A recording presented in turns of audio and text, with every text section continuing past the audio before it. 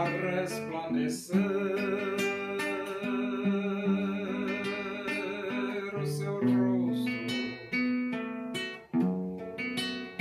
sobre ti e tenha misericórdia de ti, Senhor, sobre ti. Levante o seu rosto e te dê a paz.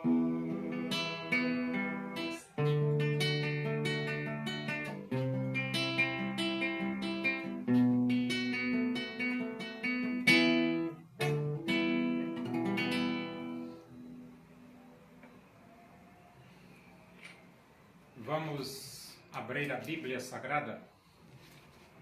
Primeira Epístola de Paulo aos Coríntios.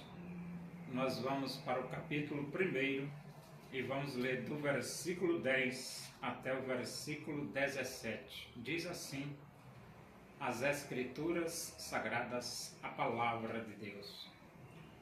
Rogo-vos, irmãos, pelo nome de nosso Senhor Jesus Cristo, que faleis todos a mesma coisa, e que não haja entre vós divisões. Antes sejais inteiramente unidos na mesma disposição mental e no mesmo parecer. Pois a vosso respeito, meus irmãos, fui informado pelos da casa de Cloé, de que há contendas entre vós. Refiro-me ao fato de cada um de vós dizer: eu sou de Paulo, e eu de Apolo, e eu de Cefas, e eu de Cristo. Acaso Cristo está dividido? Foi Paulo crucificado em favor de vós? Ou fostes porventura batizados em nome de Paulo? Dou graças a Deus porque a nenhum de vós batizei, exceto Crispo e Gaio, para que ninguém diga que fostes batizados em meu nome. Batizei também a casa de Estéfanas. Além destes, não me lembro se batizei algum outro. Porque não me enviou Cristo para batizar, mas para pregar o Evangelho, não com sabedoria de palavra, para que se não anule a cruz de Cristo. A igreja de Corinto estava contendendo, brigando, né? E a questão lá era o seguinte: um grupo dizia, eu sou de Paulo, outro grupo dizia, eu sou de Apolo, e outro grupo dizia, eu sou de Cefas, e outro grupo dizia, eu sou de Cristo. Aqui vocês já percebem que isso significa infantilidade. Infantilidade. Por que infantilidade? Ora, rapaz, aqui tem uma igreja. E então essa igreja se divide em 4 grupos. E um grupo diz que é de Paulo, outro diz que é de Apolo, outro diz que é de Cefas, outro diz que é de Cristo. Que infantilidade, né? Por que infantilidade? Porque a Bíblia diz claramente: se vivemos, para o Senhor vivemos, se morremos, para o Senhor morremos, quer pois vivamos ou morramos, somos do Senhor. Então nós pertencemos a Jesus. E a Bíblia também diz que Jesus nos comprou pelo preço de sangue, pelo precioso sangue, ou seja, a morte dele na cruz do Calvário nos comprou, pagou o preço por nós. Então não existe nada desse negócio, eu sou de Paulo, eu sou de Apolo, eu sou de Cefas. A igreja pertence a Cristo. A igreja é de Cristo.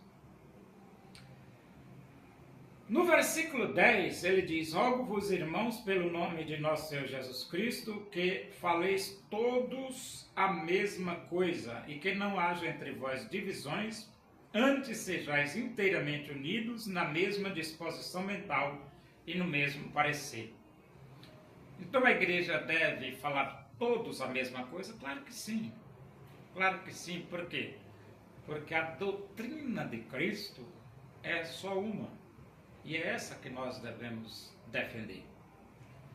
E outra coisa, ele diz aqui: não haja entre vós divisões. Por que que Paulo diz não haja entre vós divisões? Porque que é um corpo. A igreja é um corpo. Como é que o braço vai brigar contra o outro braço? Como é que a orelha vai brigar contra o nariz? Como é que a boca vai brigar contra os pés? Não, o corpo ele está unido. Um propósito só. Então, essa coisa de divisão na igreja, Paulo diz assim: não haja entre vós divisões. A igreja é um corpo. E então ele diz: sejais inteiramente unidos. Sejais inteiramente unidos. Aqui você veja que Paulo, ele quer preservar a unidade da igreja. Sejais inteiramente unidos. A igreja é uma unidade. A unidade da igreja deve ser preservada. E depois Paulo diz: na mesma disposição mental. Aí você diz assim: mas como pode ser isso? Na mesma disposição mental. A Bíblia diz assim: logo não mais eu, mas Cristo vive em mim. Se Cristo vive em você, logo não mais eu. O eu foi escanteado, renunciado. Agora é Cristo que vive em você. Ora, raciocine logicamente. Se Cristo vive em você e Cristo vive nos outros membros da igreja, o que é que isso significa? Significa dizer que podemos ter a mesma disposição mental. Por quê? Porque Cristo vive em todos. Logo não mais eu, mas Cristo vive em mim. Então, você renuncia o seu eu, deixe Cristo viver em você, que a igreja vai ter a mesma disposição mental, porque Cristo não tem duas disposições mentais, só tem uma. E se Cristo viver individualmente em cada membro da igreja, vai haver a mesma disposição mental. E então ele diz aqui: no mesmo parecer. Então essa mesma disposição mental e no mesmo parecer é que isso é feito quando nós deixamos Jesus viver em nós. Logo não mais eu, mas Cristo vive em mim. E esse viver que agora tenho na carne, vivo pela fé no Filho de Deus. O versículo 11 diz: pois a vosso respeito, meus irmãos, estou informado pelos da casa de Clóia, que há contendas entre vós. É ruim, muito ruim, quando existe contenda ou contendas na igreja, brigas. A igreja não é lugar de briga. Por que não? Porque a Bíblia diz assim: é em paz que se semeia o fruto da justiça. A igreja existe para pregar o Evangelho. E ela tem que viver em paz. É em paz que se semeia o fruto da justiça. Nada de contenda, nada de briga, nada de desavença, nada de idiotice dentro das igrejas. Tem que parar com isso, rapaz. Está pensando o quê? E então ele diz no versículo 2: refiro-me ao fato de cada um de vós dizer: eu sou de Paulo, e eu de Apolo, e eu de Cefas, e eu de Cristo. Os irmãos de Corinto estavam mal informados. Todos nós pertencemos a Jesus. Comprado por um alto preço, o sangue de Cristo. O versículo 13 diz: acaso Cristo está dividido? Foi Paulo crucificado em favor de vós?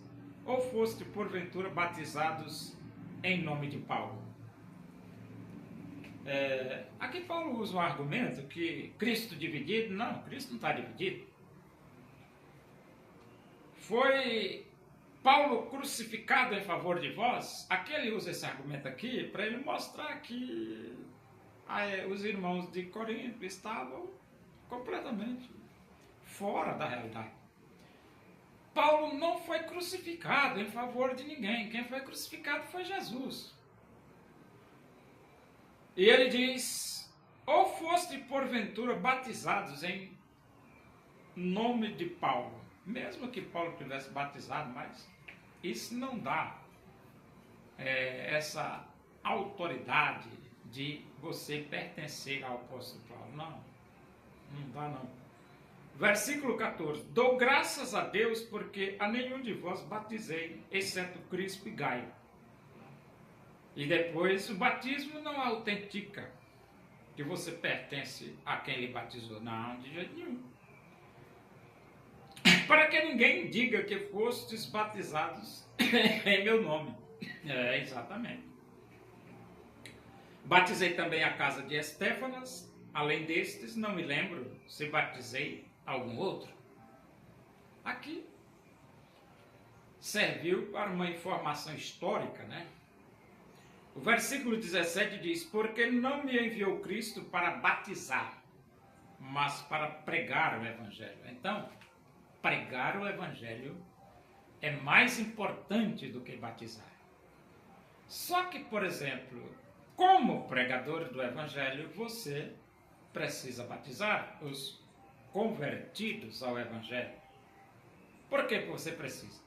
Porque a Bíblia diz: portanto, fazei discípulos de todas as nações, batizando-os em nome do Pai, do Filho e do Espírito Santo. Então, é da competência, da responsabilidade de quem prega, batizar os arrependidos dos seus pecados, que abrem os seus corações e aceitam Jesus como Salvador de suas vidas. Mas Paulo diz claramente: não me enviou Cristo para batizar, mas para pregar o Evangelho. Agora, isso não significa dizer que Paulo não batizava. Não, ele batizava, porque aqui mesmo ele diz: batizei Crispo e batizei Gaio. E aí depois ele diz: batizei também a casa de Estéfanas. Então Paulo batizou. E então ele diz aqui no versículo 17: não com sabedoria pregar o Evangelho, não com sabedoria de palavra, para que se não anule a cruz de Cristo. Então Paulo é um pregador do Evangelho, mas ele não se estriba na sabedoria de palavras. Não, ele diz aqui, não com sabedoria de palavras, para que se não anule a cruz de Cristo.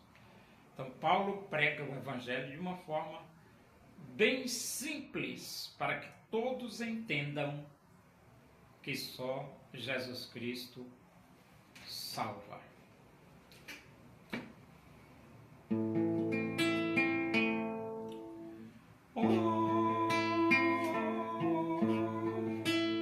Onipotente é o Senhor, Ele pode te ajudar nas angústias desta vida. Pode Deus te consolar nas angústias desta vida. Pode Deus te consolar.